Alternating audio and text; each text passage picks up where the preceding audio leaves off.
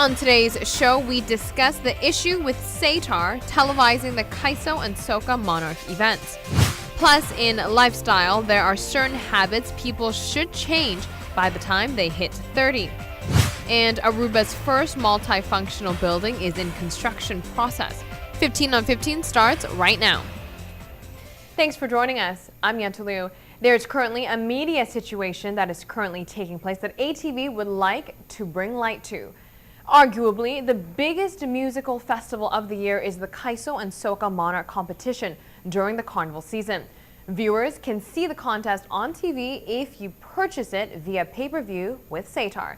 ATV has always been entitled to film some of the event and use it for the local news, but now SATAR has set new rules and regulations. At the event earlier this week, it caused a dispute between our camera operator and Purple Entertainment, whereas our crew was being accused of violating the rule of recording the whole song being performed when this wasn't the case. Our crew was asked to leave the carnival village without merit. This took place after Noticia Awanochi has given extensive promotion for the Kaiso and Soka Monarch events. After a few members of Team 15 were unfairly treated, an email was sent out emphasizing how unprofessional the Purple Entertainment Group was towards our cameramen. Instead of apologizing or realizing a collaboration between both media outlets would ultimately benefit the Aruban community, SATAR would much rather have viewers pay for it via pay-per-view than allow for this patriotic carnival enthusiast community to see any of the action on the news. Freedom of speech in this case seems to be suppressed. We would like to apologize to our viewers for the lack of coverage of the Kaiso and Soka Road March, but the unprofessionalism Team 15 has experienced is unacceptable. And moving forward, a group of young adults from the EPI school is seeing the Valentine's Day holiday as an opportunity to give back to the kids on the island who needs some help. We are hosting our first event, which is the Valentine's Day Ball. It's going to be an annual event, and we chose this event because we want to raise awareness and also we want to contribute to the Imelda Stichting. We are trying to collaborate with them in rebuilding their playground for the children.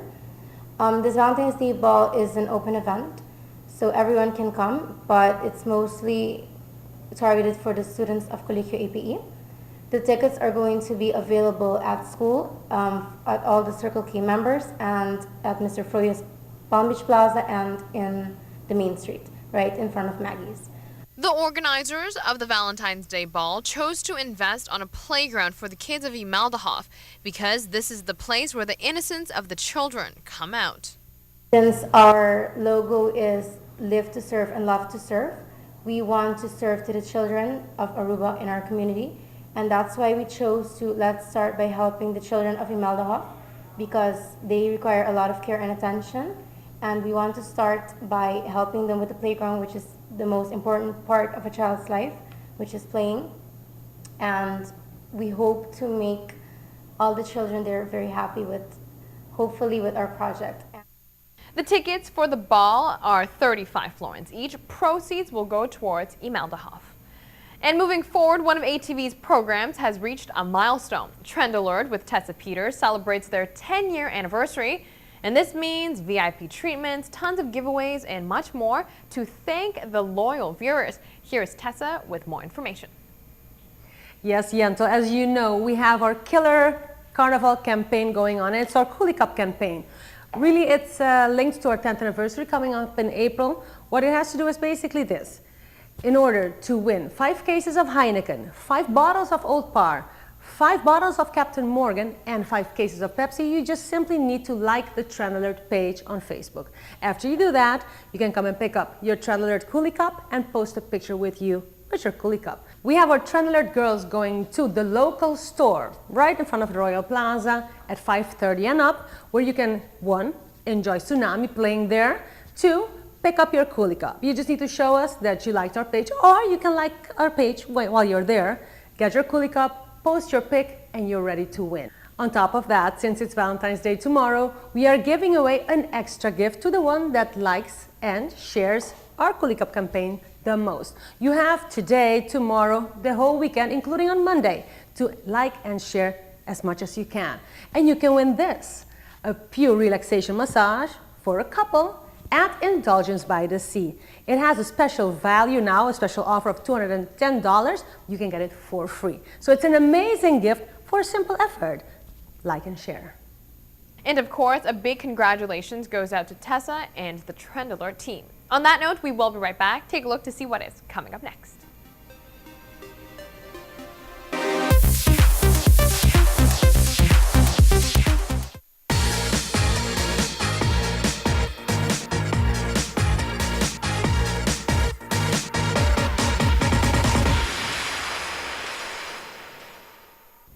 Welcome back from the break. There are certain lifestyle habits you should change by the time you make it to 30 years old. Here's what they are. Finding an exercise you actually enjoy is number one. Exercise improves your mood, makes you sleep better, helps you to maintain a healthy weight, and much more. Next on this list before you hit 30 is quit smoking. Smoking seriously increases your odds of developing lung cancer and may even hurt your brain.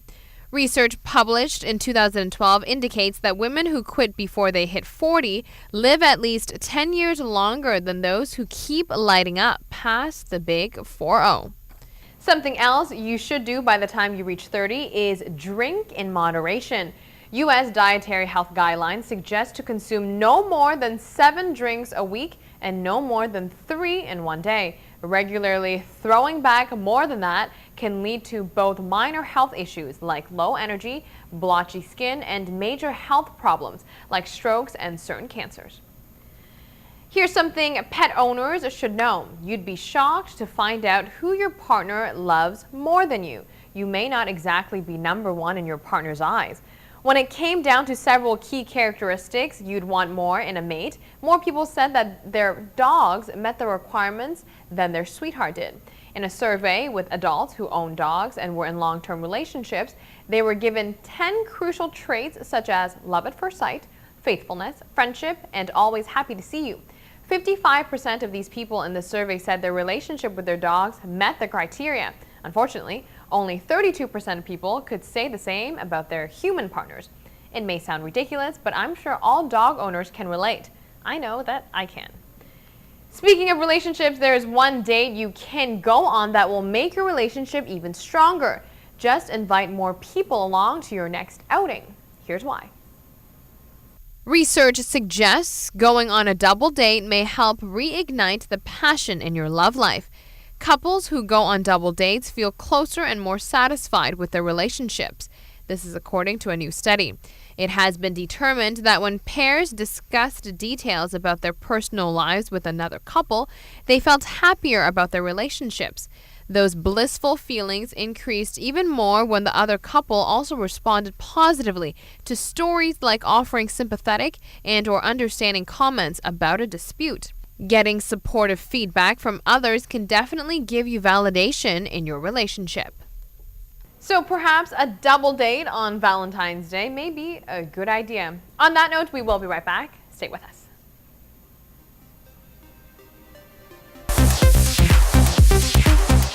Aruba is set to have a multifunctional accommodation. This will be the first of its kind on the island.